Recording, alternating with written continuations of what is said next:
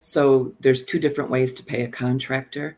One is via PAYE or W-2, we call Yep. it here, or what's called a 1099, which is where the contractor is paid directly from the recruitment firm. There's where the danger lies. There's a danger in both, in that once you start paying someone to do work on US soil or within the US, you now are crossing the line of establishing this permanent establishment and having many compliance matters.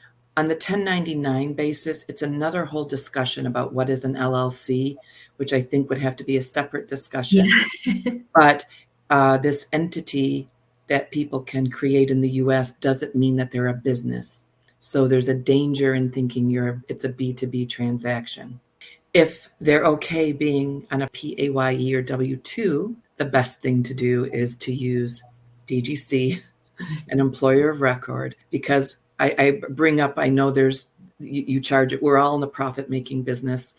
There's a fee attached to your services.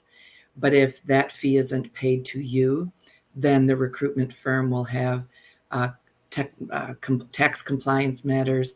They'll have to legally register in a state, file on a federal and state level, and comply with payroll tax rules. Then they'll also have some things like workers' compensation, and how do they provide health care and pension is another story. So when it comes to contract workers, to sum it up, avoid paying anyone directly. Yeah. And if you do want to get into the contract business, it really is good to get your feet wet with working with an employer of record.